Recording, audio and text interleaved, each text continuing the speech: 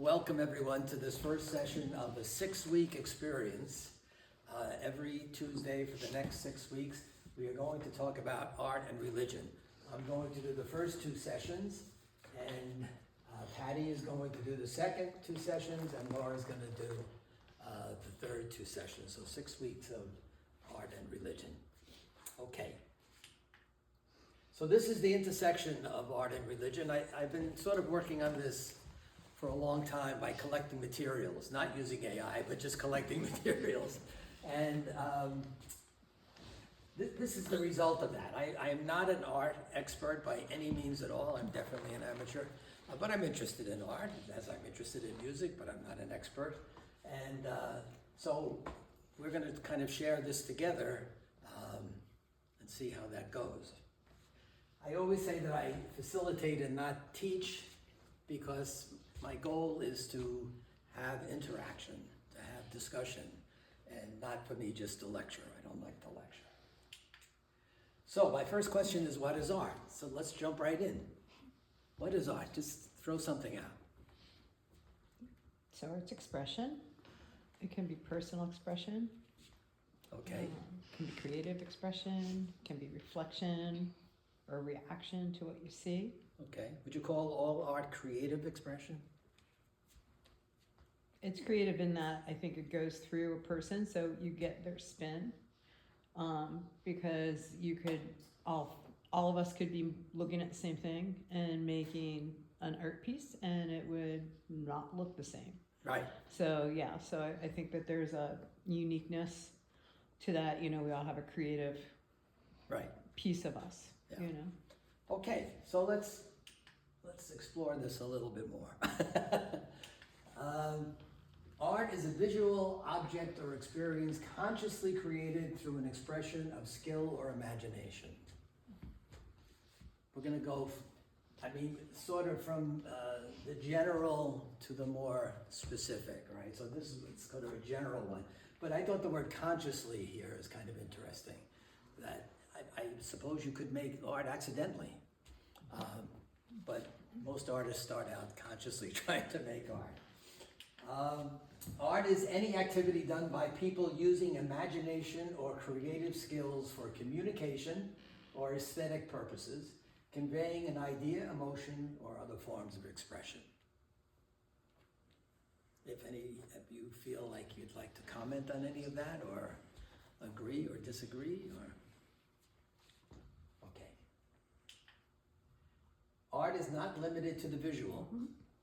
In addition to paintings, drawing, sculpture, and the like, art includes music, dance, poetry, writing, theater, storytelling, and several other functional forms that may be in a gallery, performed around a campfire, or pinned to a fridge.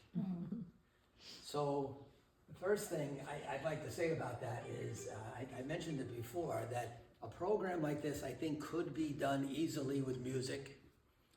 I know it could be done with poetry, where you kind of group things together and look for, actually we're looking for the divine in art here.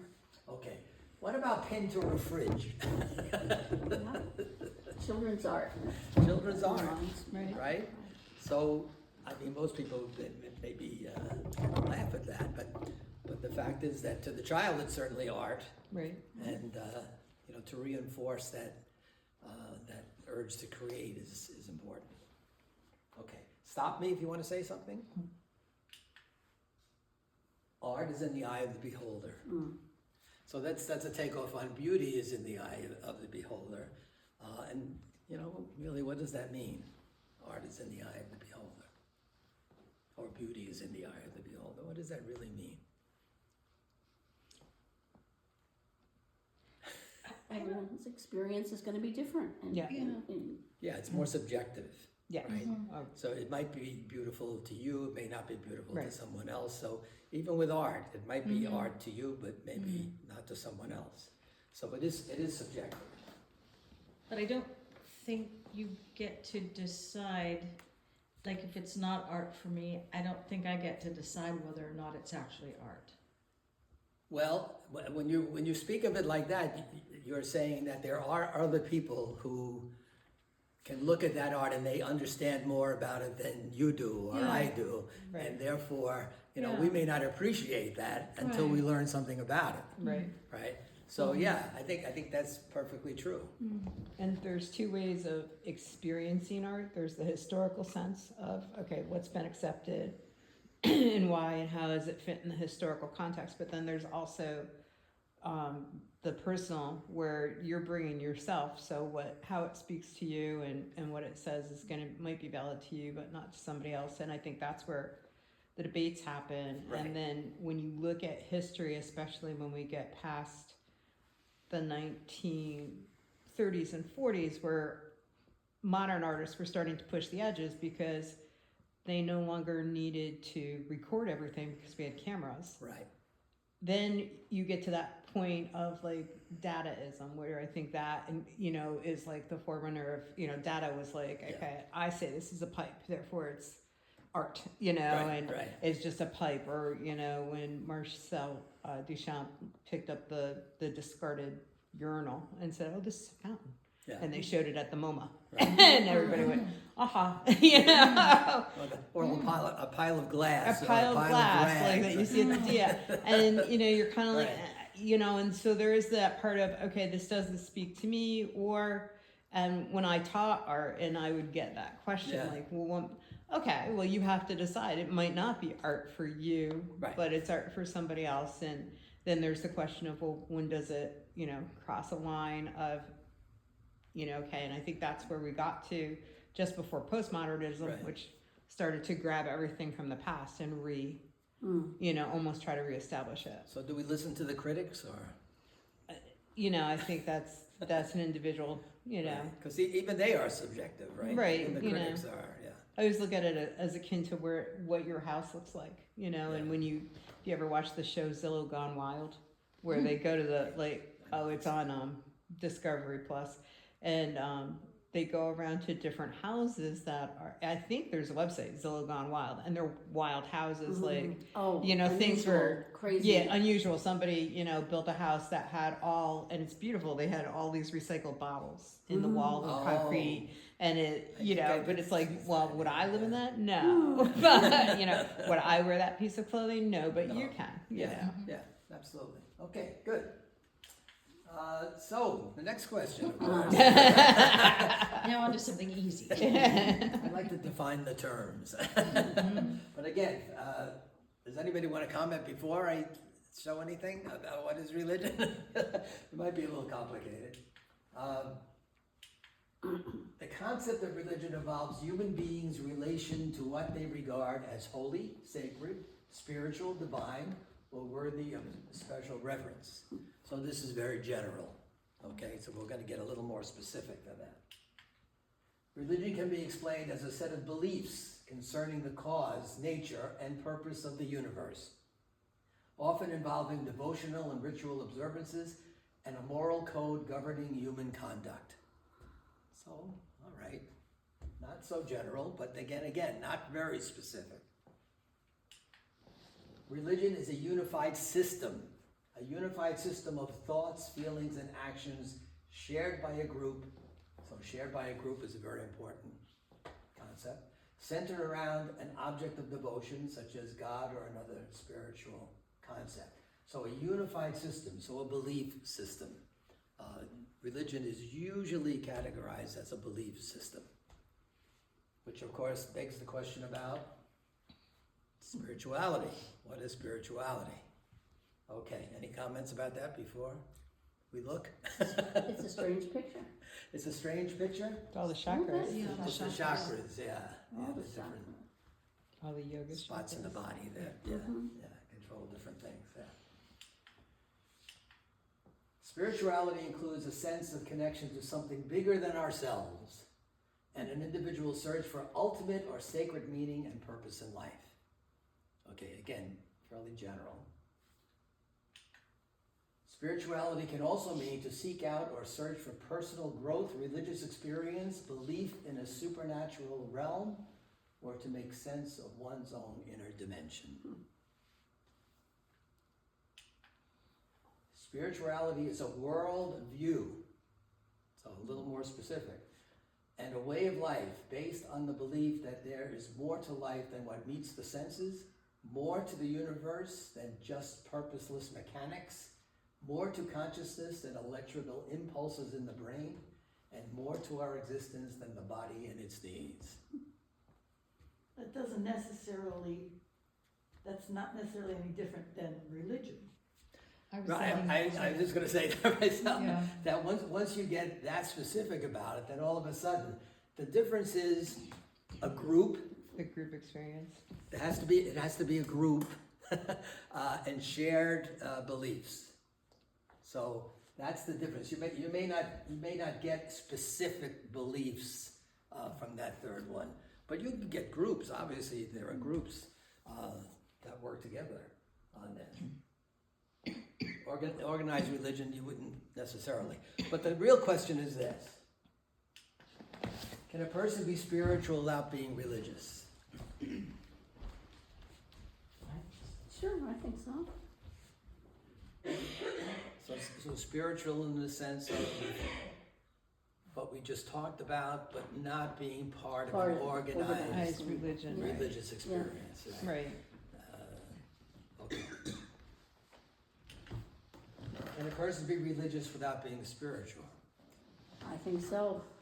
Okay, so now you have to tell me why you think so. There's a lot of people hiding behind religion that don't have good moral. That's very interesting that you say that. Right. That really is interesting. Or that their spirituality doesn't line up with Right. the proclamations of. I think, to me, the parts of every person, there's the physical and the emotive and the cognitive and the intelligence. And I think you can't really separate out that spiritual, but I might not be so much into my physical. I might be more into my intellectual, not as much into my, I think it's that development of those areas. Right. Right. So can a person be spiritual without being religious? Yeah, I think because I don't think you separate that out. Yeah. It's just how much are you in touch with, and Yeah. And can a person be religious without being spiritual? Yeah, because they could just be following whatever, I think I always bring everything way back to the us and them concepts that grew out of like Paleolithic and Neolithic times of, okay, here's my tribe, here's your tribe, Right. We're either going to get along or we're going to We conflict. certainly have tribes. But we all have to be on a team, Yes. and I think some of the, religions that have the big mega, followings are, prescribed to that very basic, we're the best and God loves us the best. Right. And, we're the chosen people and we're in and you're not, That's all great. This morning, surprisingly, I usually read a meditation written by Matthew Fox, and he has gotten. Some people would say he has gotten sort of political lately because of stuff that's happening. But this morning he said about someone, he's religious without being spiritual. And I was like, wait a minute. and again, when you first confront that question, he's religious without being spiritual. How can that be? But it can be. It can be political. Religion can be political and not necessarily spiritual. Right. I mean, and for a large part of history it was. I mean, all the way through the Middle Ages, it became more and more political. Yeah. And more entwined in the governance, and, Right. the Pope was greater than the kings, So that's, it's an interesting thing to think about. Because, Or you could substitute the word cultural for political. maybe that's better. Yeah. Maybe that's better to not make it that. At any rate, I changed the name. The intersection of art and religion, or spirituality, and spirituality. Because I think, especially when you speak about art, you may not be speaking about, organized religion, but you could definitely be speaking, and probably should be speaking about spirituality. Right? Okay, good. So, how are art and religion interconnected? So we might as well tackle that right at the beginning. without trying to prove it. Do you think they're connected, art and religion?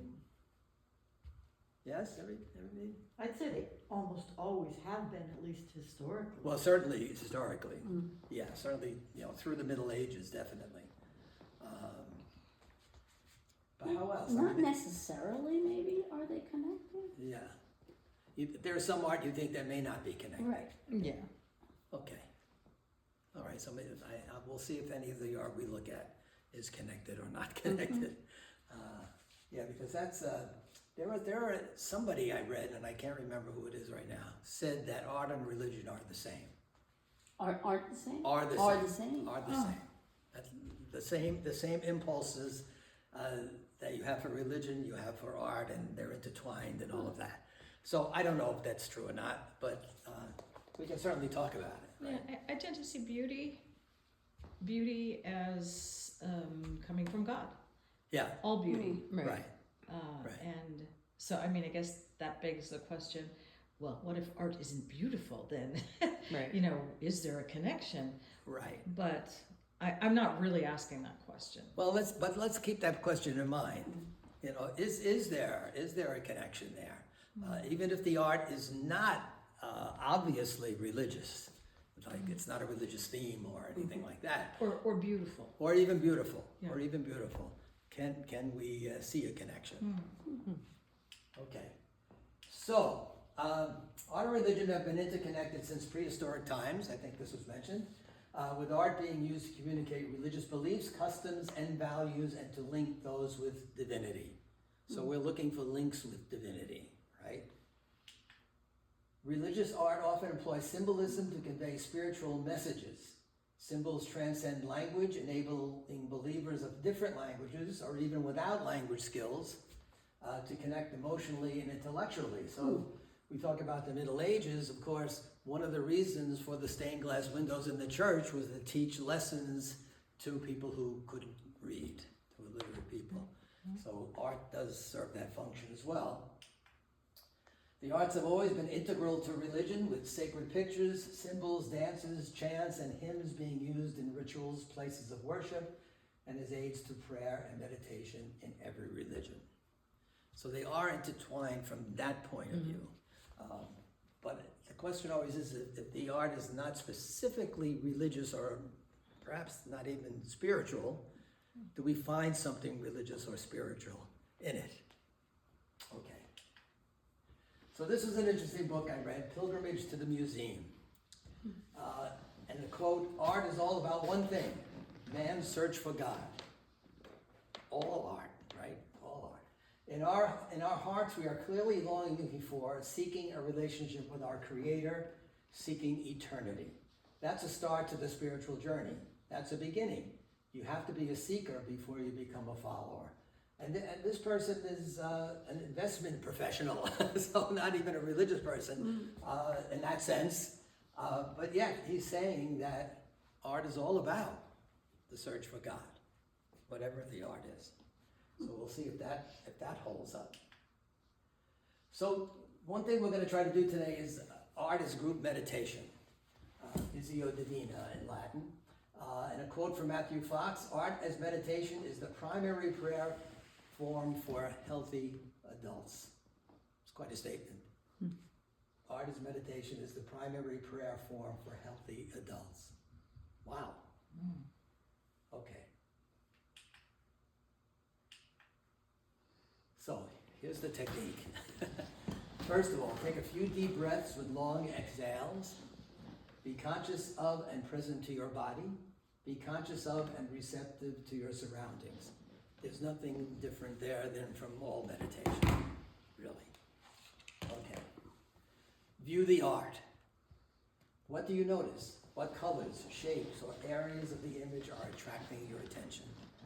So take a good look at it. Close your eyes for a moment. Take another deep breath. Gaze at the image again. Look for things you didn't notice the first time. Listen deeply to yourself. What is this art saying to you? Listen deeply to others, because this is group meditation. ask questions for clarification. Okay, so what I'm going to do is give you a copy of that so that you have it and can look at it.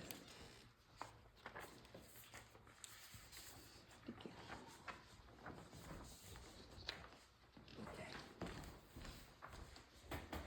So,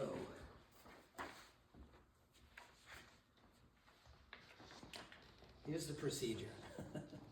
For today anyway. 1, I will show you a work of art that includes no identifying information. 2, I will give you 1 minute, I have my little timer here. I will give you 1 minute to breathe a bit, according to the Visio Divina, and view the artwork silently. Now, 1 minute is not very long. Sometimes it is long when, we're just sitting here looking at the art. But honestly, if you see a work of art, you might be stuck on that for 10 minutes, 15 minutes, an hour, 2 hours. You can sit there. You've seen people in museums who sit in front of a painting and just like half the day, just look at it. So yeah, 1 minute is not very much. I will ask what this artwork is saying to you, not only in terms of the art itself, but also with regard to how it might relate to the search for God, for the search for divinity. As we discuss, I will reveal the artwork's period, its title, and the name of the artist. I will read a brief review of the artwork. Lastly, I will read a famous quote about art in general, not specific to that work of art, but in general. From most of the people, we will recognize the names. Okay, are we ready to try this? Yep. Let me see if I'm ready. Come on. So I have the first part. Okay, I'm ready now. Here we go. 1 minute. Okay.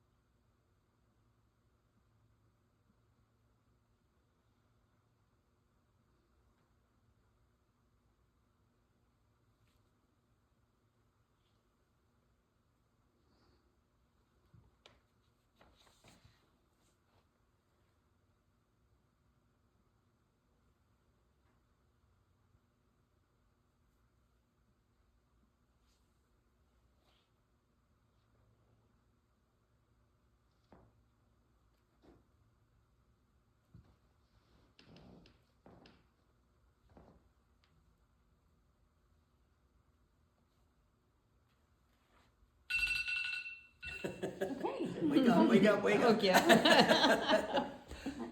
Was 1 minute too long?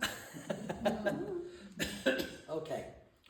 So, what are we looking at here? Animals. A Animals. stampede of animals. Sort of a stampede, yeah, I guess, yeah. Yeah.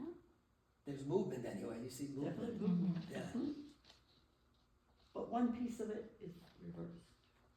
yeah, right, over here. Yeah. I wonder if this thing works. No, I thought it did. No, it doesn't work on the screen, I guess. Maybe that's the lights are too. All right, yeah, so there's one that's Yes. sort of out of step with the rest. Something that was maybe drawn in a cave. Yeah, Or cave art, cave art. right? Okay, so I guess we can do this. Prehistoric Yeah, period. Okay. And cave wall painting Yeah. from Lascaux in southwestern France, created approximately 17,000 years ago. 17,000. Think about that, 17,000. Yeah, recorded history is 6,000 to 7,000, so this is long before created.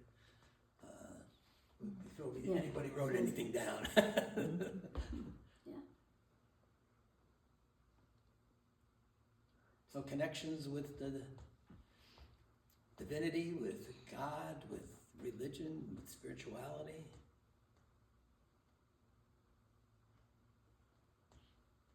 Yes, no? I think I'm not sure. it's, animals as a source of life, Yeah.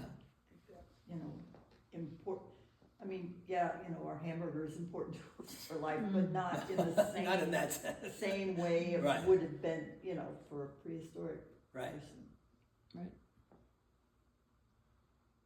And there's a wildness about it. There is a wildness about it, yeah. Yeah. What strikes me is the amount of detail. You know, you're in a cave, it's very Yes. dark, Yeah. and the Mhm. amount of, it's not like you have a, you know, oh, it's on my iPhone, let me pull Well, it. the colors, like the colors too, right? Colors. Yeah, the The colors, you colors know. really, I mean, 17,000 years ago, this is a long Mhm. time ago. What it would have taken to make those colors. I was thinking Oh, about that, you know, yeah. the knowledge of plants. They're all to natural, always Yeah. get all the, natural colors, yeah, Right. yeah. And I mean, they're fairly decent representations of, Yeah. I mean, it's not like, you know, Yeah, But am I feeling the spiritual aspect of this? Not really. you're not, nobody, I'm not. well, why would you do this if there weren't some spiritual purpose behind it? yeah. And that's, Everybody who lived there knew that these animals were there, yeah, but, so there's some purpose to putting them on the wall. there is some reason, right, because I mean, obviously, they weren't getting anything from this as far as eating, drinking, survival, whatever. They did this to record it, right? Well, So- and haven't societies always been plagued with the question of creation, like Yeah, sure, absolutely. the things This that is- have been this is made and creation, how isn't that- it? Well, that's, Yeah. it does, it makes me think of Genesis, Yeah, the creation absolutely. story. And God looked at everything and said it was very good. Very good. So this is part of that very good. And the people who lived at that time kind of realized that, I think. I mean, I don't want to read anything into it, but they were enamored of that. This was what they saw. You know. I'll read what I have. I didn't write this stuff. The Stone Age Lascaux Cave, situated in southwestern France, houses some of the most famous examples of prehistoric cave paintings. Dated from 17,000 to 15,000 BC, the art seems to have a ritualistic and even spiritual component to it. This is one person's opinion. The animals' features may correspond to the beginnings of mating rituals, which bring the regeneration and renewal of life and link biologic and cosmic time. These vast compositions are witness to a spiritual way of thinking, as the mythology unfurls before our eyes with its central theme, the creation and wonder of the world. Comments? Yes, no?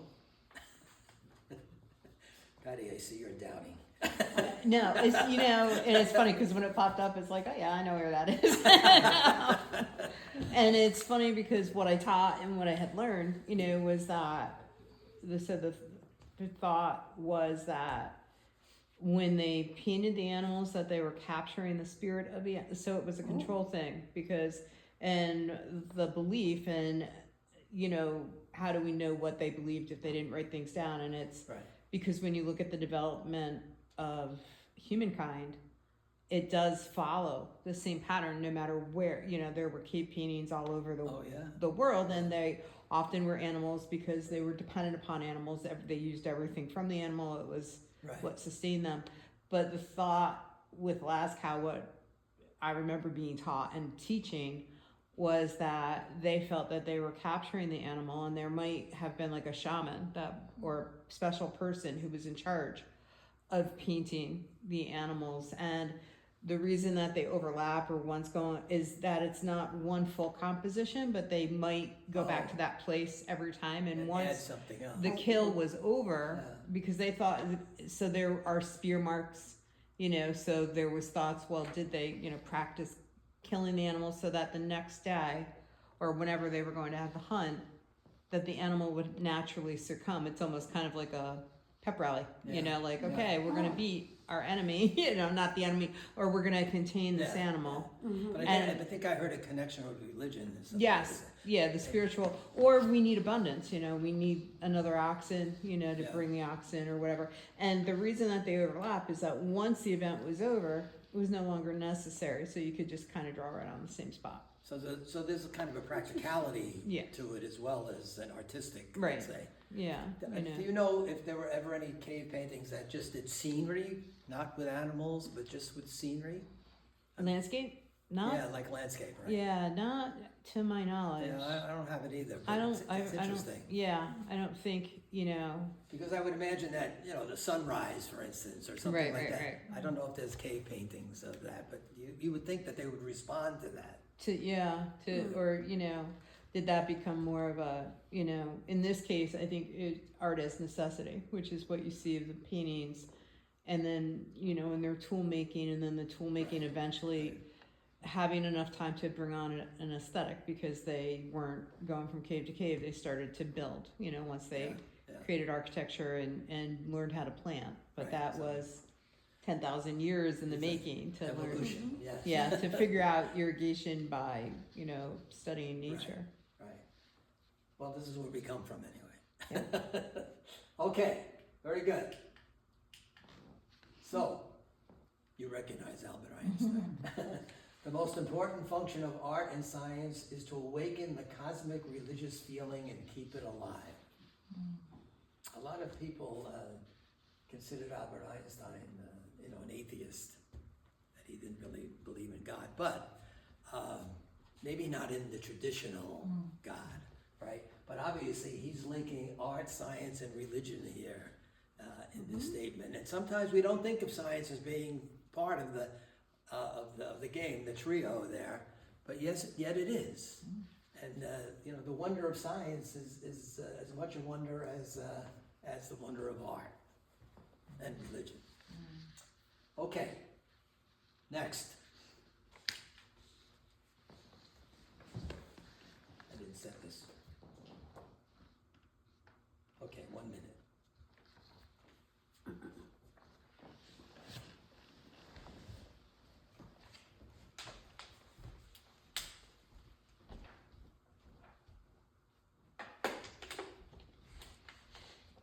That's good, that helped.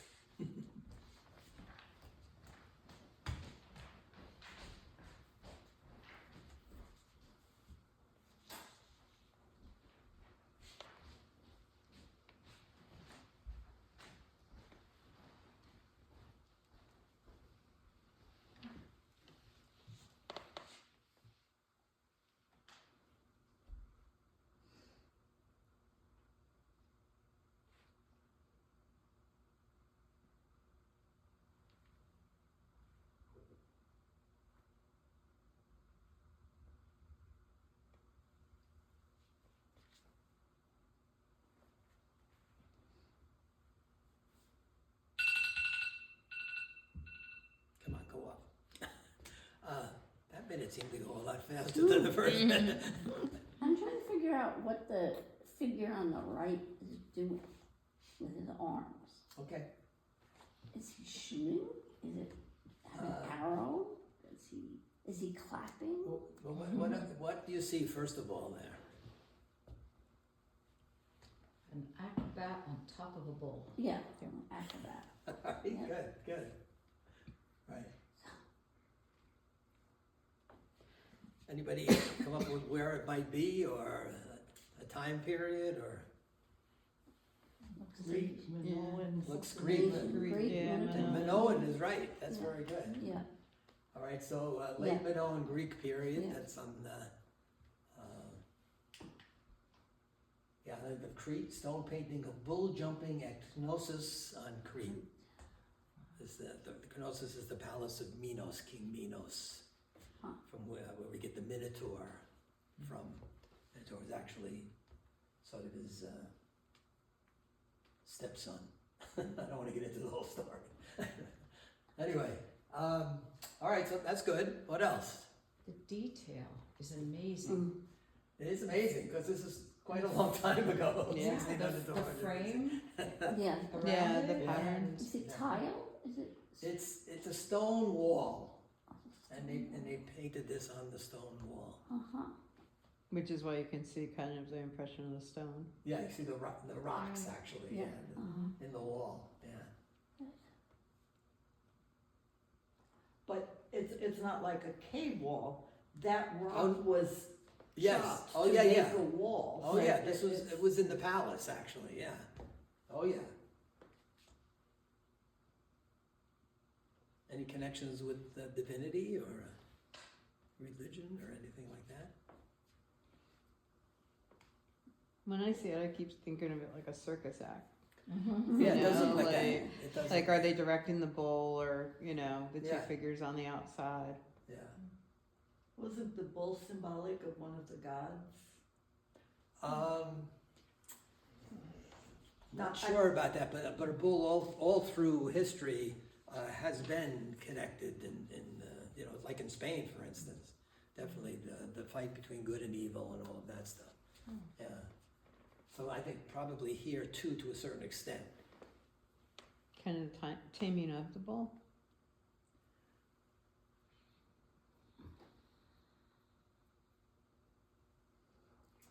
Okay. Anything else before I read?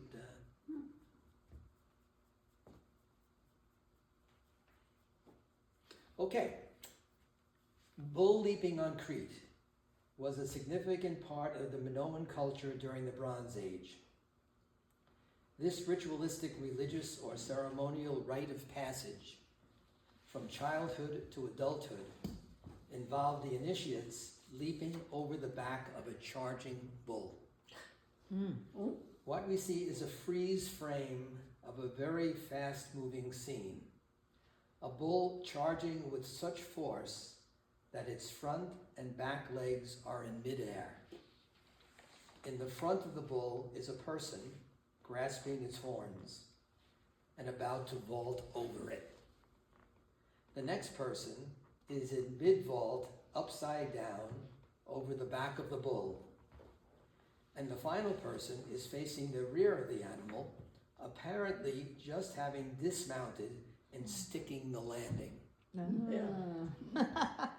The sacred bull's later sacrifice was imbued with profound symbolic significance, often associated with the themes of regeneration and renewal. So this was a very early theme, these themes of regeneration and renewal. Very early, because it was part of the cave painting as well. So how the earth renews itself. But that must have been something to watch. Yeah. And I suspect it was only males who did it. Yeah, I'm sure. Yeah. Yeah, it didn't say that, but I'm sure that that's true, yeah, yeah. Yeah, probably girls would have been better at it. They would have said, I'm not doing that. That's crazy. Right, I don't care, I don't know, who cares? Not for me. Okay, any other final comments on it? I love the colors. Yeah, the colors, Yeah, the colors are great. so bright. It is a dramatic Yeah. painting, it is a painting, Mm. yeah. So, and it's there still in the palace. Okay, let's take a look at the next one. Oh, I forgot Thomas Merton. Art enables us to find ourselves and lose ourselves at the same time, to discover a spiritual vitality that lifts it above itself, takes it out of itself, and makes it present to itself on a level of being that it did not know it could ever achieve. So how can we find ourselves and lose ourselves at the same time?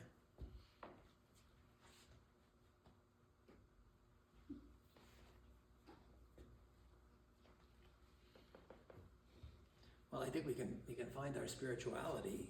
We can find spirituality in the art, and then we can actually get lost in that. You know, just kind of connect with it and stay with it. I think it's like you said, like when you go to, like, if it's visual art or whether it's a song or a Right. poem, it's when you connect with something that you can sit and just kind of spend time with it. It's why it becomes your favorite, you know, as opposed Right. to the painting sitting next to it or the next hymn in the book, you know. It's true, right? And then You know, when you it see just- that every time, Yeah, you get that same feeling again. right. Yeah, true. We just on Sunday went to see Man of La Mancha Oh, down in Monroe. Monroe had it in that creative oh theater, yeah, Muddy the Water Muddy play. Water Players. Right. Yeah, that Cindy's part of. Yeah, yes. Yeah. Fantastic. It really was fantastic. I mean, it just very emotional. I mean, I haven't seen it in many years. Very emotional, and they did a very nice job. But that's something, you know, we used to listen to the music a lot years and years ago, but it comes right back to you as soon as you're in that experience again, you know. So it was really, it is amazing. Okay, the next one. Okay, 1 minute. I can get it on here, come on.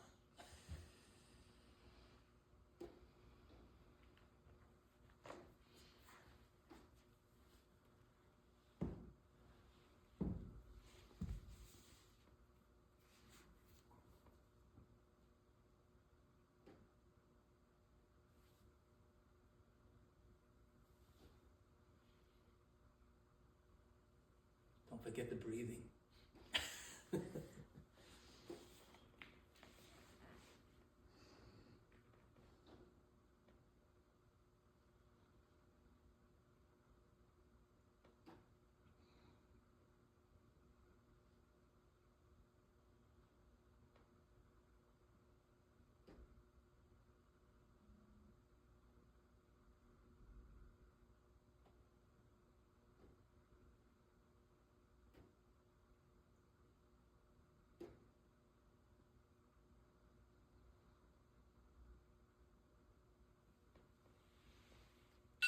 Oh, again, fast.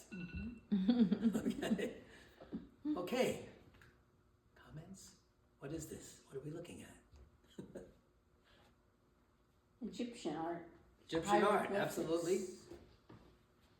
And, Okay. and some perspective, some beginnings of Mm-hmm. perspective. Okay, yeah. Yeah. Mhm. Well, it looks like it's offerings of food. Are you bringing Or Okay. art or food or I don't.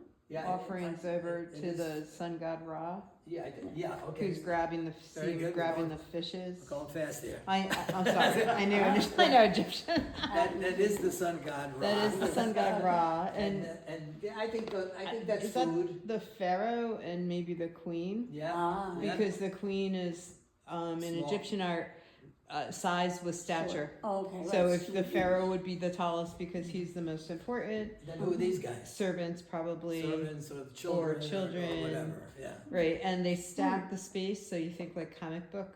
So like, you know, the ones that are on top are supposed to be behind. But Yeah. I was wondering, like, are they going to a temple and bringing? Because it looks like, to me, like there's fish, and then those things look like side of, Yeah, you know, I a think leg of This lamb is or a all leg of right, something. leg of lamb, right. You know, some kind of a roast. And then Right. does he have a canopic jar in his hand? I'm not sure. If those are I- canopic jars, are they beer, or are they? I don't know for sure myself, but I mean, I would think these are food offerings. Yeah, it looks like a food offering. Thanksgiving. Yeah, maybe he's bringing it to the pyramid of his father because they Mm, would bring. Oh, it's Akhenaten and his wife. Yeah, and that makes sense because Akhenaten had changed the headdress He did, at the time, and among other things. right, and yeah, because Akhenaten was the one. Didn't he declare himself?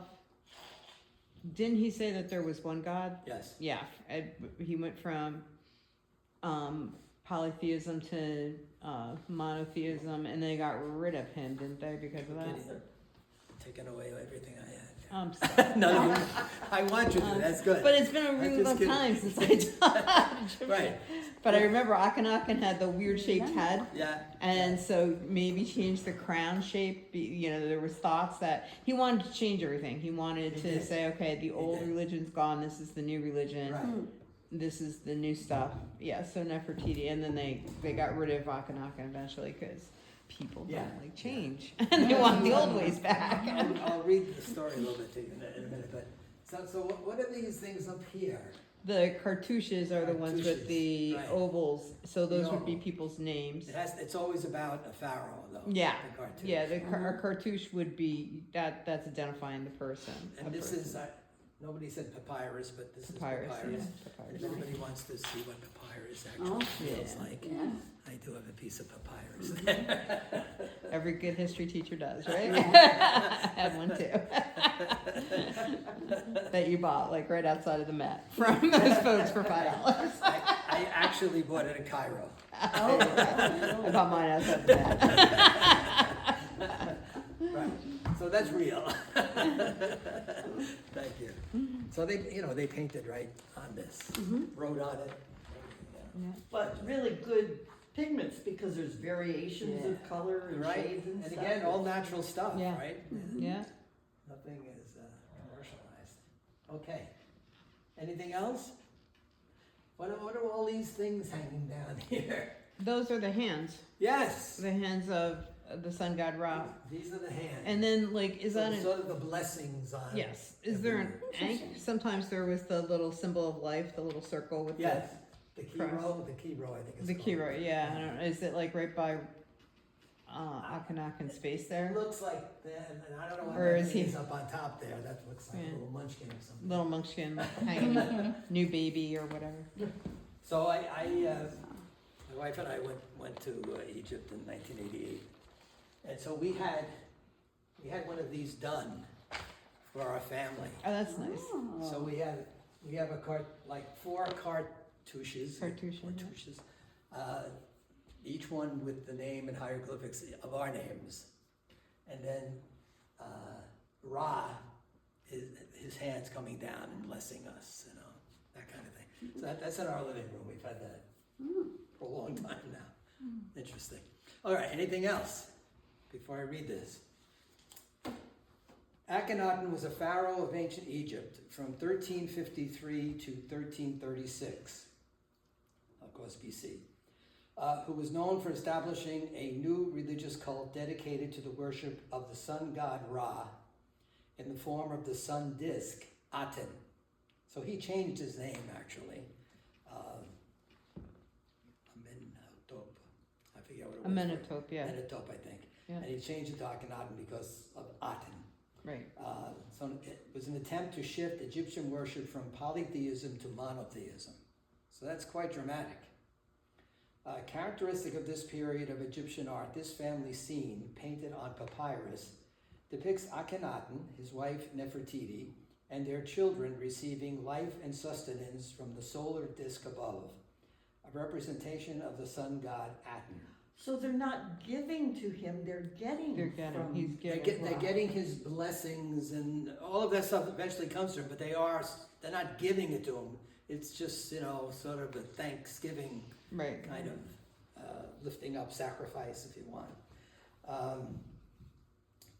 Akhenaten's religious reforms were largely reversed after his death, leading to a return of the worship of the traditional pantheon of Egyptian gods.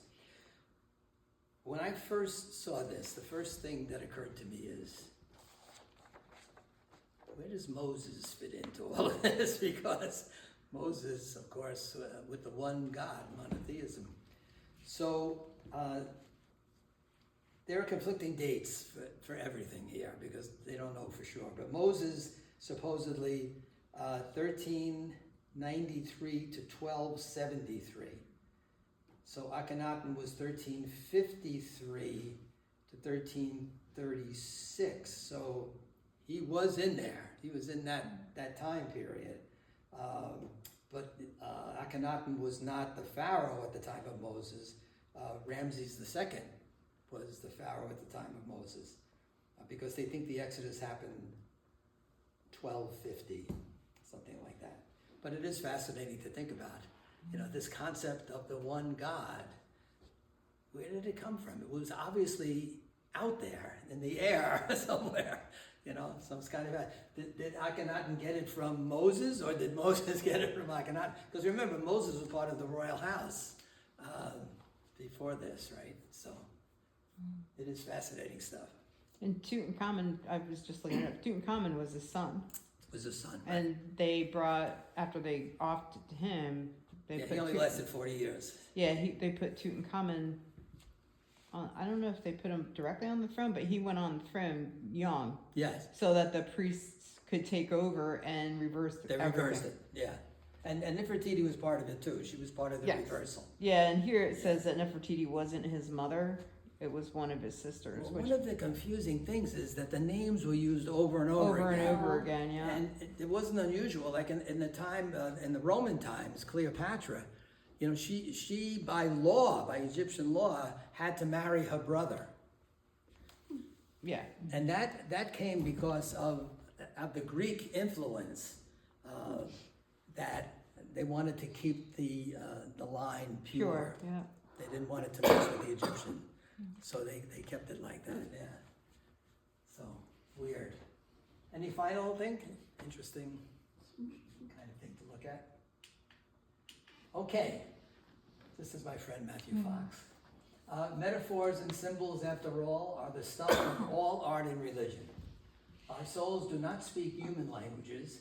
They communicate to us through symbols, metaphors, visions, poetry, deep feelings, and everyday magic. I love that quote. Okay, how are we doing with time? We can do at least one more, right? Here we go. Oh, I have to set this again.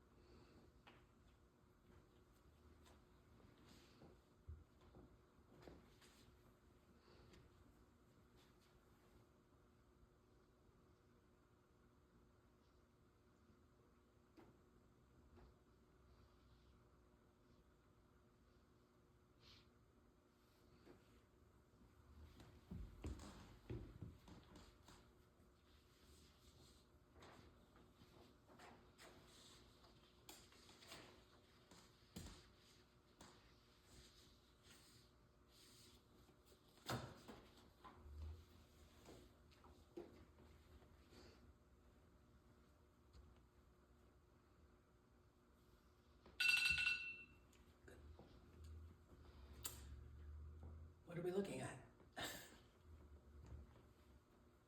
Roman, I imagine. Good? And individuality, like the figures are all different, they all have Yeah, doing something different, holding something different, Yeah. Yeah. looking different. interesting. Maybe That's interesting. dancing, some of them are. Yeah, that's very interesting, yeah. I was wondering if the central figure was a mother with Yeah. children. Mhm, Yeah. mhm. Good, very good. I mean, I don't know if I noticed that before. I think I did. And the dog. Yeah, and a dog, or a cat, was it dog? Dog or I think it's a dog. Mhm, mhm. So what kind of art is this? The fresco? This is fresco. This is the hint. Yeah, Yeah. This the is wall fresco. painting. Yeah, so wall painting. So just give us a little technical thing about fresco. So fresco, especially in Rome, they built their houses so close together that they didn't often have like a lot of windows because you didn't want your neighbors to crawl through. Right. So it was dark in their Right. houses. So they would paint scenes on the walls and fresco painting using paint directly into plaster. So you would lay the plaster and then you would paint directly into it, and it's So think about that for a second. You have wet plaster. and you have to paint. You put the wet plaster on the wall, and then you have to paint on that plaster while the plaster's still wet. And yeah, and so it goes very quickly and it dries quickly. So And it chemically bonds together. it chemically bonds Fast. together. So instead of having a layer of paint on top of a wall that can chip off, Right. like our paint does, it's like it's part a wall. up, so it's more lasting. Yeah. And it was, basically the main way of doing wall painting, Yeah. well into, it's how Michelangelo did the Sistine Well, Chapel. we're not going to see it today, but we will see some of Michelangelo's fresco work. Yeah. But what is the image a depiction of?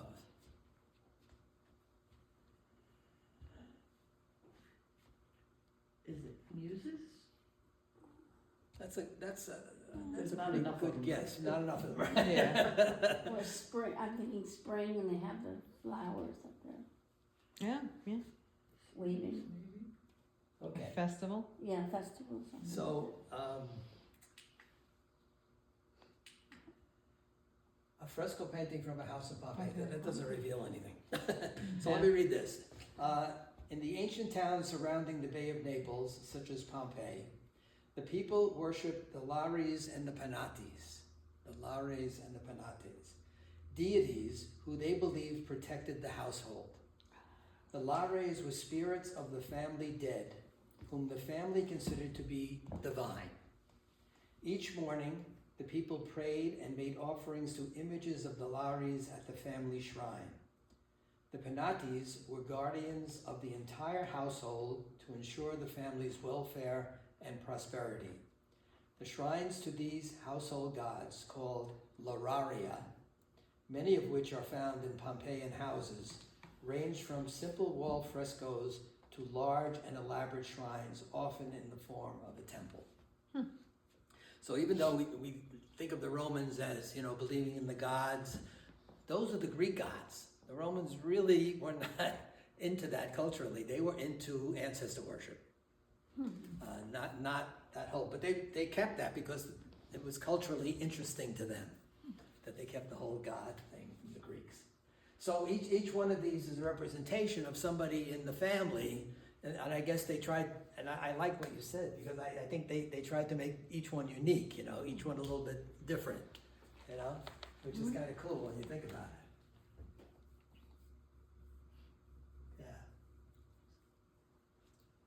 And usually, it looks like kind of a temple. Mm-hmm. And sometimes actually, some of them are actual little miniature temples. And they actually had statues. So, we're not the only people who had statues. They've had statues all the way back then. Oh yeah. Right. Pretty interesting. We could do one more if you wanted to stay for one more. I don't know. Because it is, I think, We're at, 1:30. let's stop. Let's stop, okay. Can we continue this next week? Oh, absolutely. Yeah. Yeah. Yeah. So, Okay, so any more comments on this one?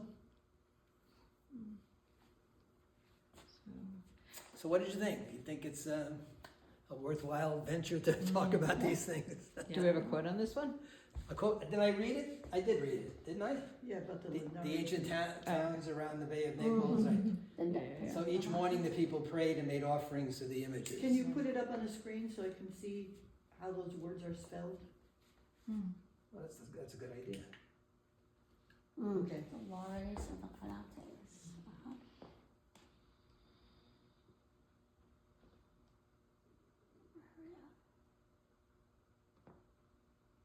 So the Lares and the Penates technically were different spirits, but they shared the same altars. and household gods are mentioned in the Old Testament. Yeah, Mhm. that's true. Of course, that goes way back. Right. And again, you see it carry through in Asia. You see it in Aztec. You see it. Yeah. Even in the idea of the altar at the Dia de Muertos being a remembrance to coming back and that ancestor, Yeah, respecting the ancestors and feeling like that they but probably all indigenous people did that. I mean, I think that's part of our development. well, yeah, and I think it's with us too, because there's always that moment when we you see something and you're like, oh, okay, Mom, thanks. You know, or, you know, somebody who's passed, you know, and it's like, wow, Right. you know, thanks for the, Well, today we have photographs instead of little statues Yes. of family We have members. but photographs, We do yeah. have photographs, you know. Yeah. you know, Yeah, so it's, we haven't changed that much. no, more things change. Yeah, yeah. Well, that's, we'll continue next week. I Yeah, think, this is a fun way of experiencing it, you know, you very can take fun. a look and see what you can see and Yeah. find out a little bit about it. Yeah. Thank you, Tom. Thank Well, you you're very so much. welcome. I mean, one of the reasons I do this is because I learn from it.